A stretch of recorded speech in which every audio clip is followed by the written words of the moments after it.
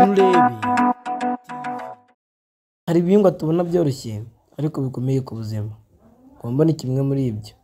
Guhinga gombo si ugushaka ibyo kurya gusa, ahubwo ni ugushora mu buzima. Uyu munsi kuri Binurebe TV turabagezaho igihingwa kidasanzwe cyitwa gombo.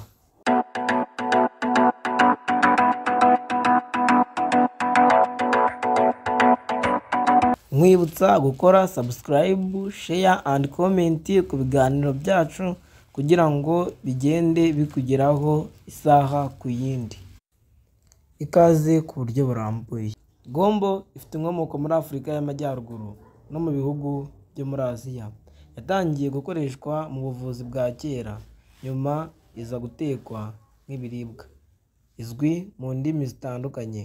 Mu Cyongereza bayita okira, mu Gifaransa bakayita gombo, mu Kinyarwanda igisusa. Hari amoko menshi ya gombo bitewe n'igihugu n'ubwiza bwayo. Igihingwa gikoreshwamo ibibabi, imbuto n'igihu cyacyo. Amababi mashya atekwa nk'imboga, imbuto nizo zikoreshwa cyane. Gombo mu buhinzi ni igihingwa cyunguka. Gombo ikura vuba, ntisaba ifumbire nyinshi. Irera mu mezi 2 cyangwa 3 gusa. Abahinzi bunguka cyane kuko isarurwa buri munsi. Gombo yifashishwa mu kuvura. Ivura imiswi, isesemi, umuvuduko ndetse n'izindi ndwara. Amazi ya gombo afatwa nk'ibiribwa n'umuti w'ubuzima bw'umwijima. Gombo dore uko ikora mu gikoni.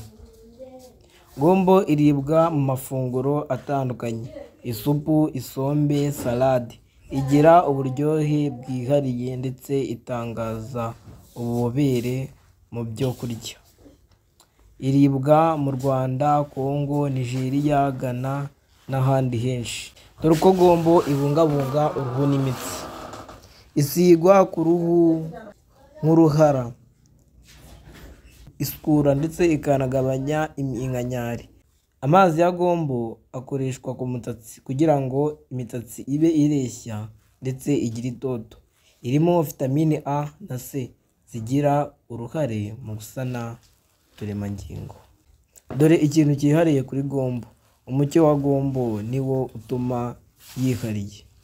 Uwo mucyo utanga ububobere bwiza mu ndwara z'igifu, umwijima n'amara.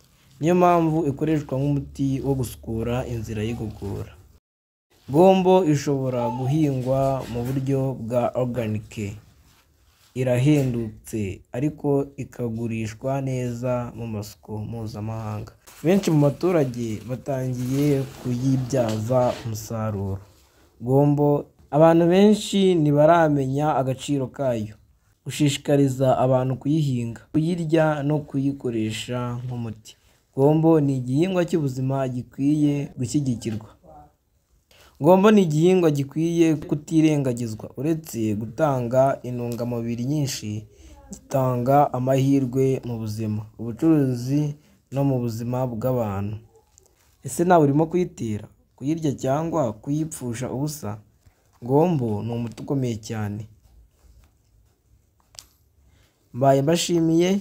Uyu nguyu wumvaga yari Dive. Iki ngiki ni ikiganiro kuri gombo. Kora subscribe, share and comment kugira ngo ibiganiro byacu bikomeze bikugeraho.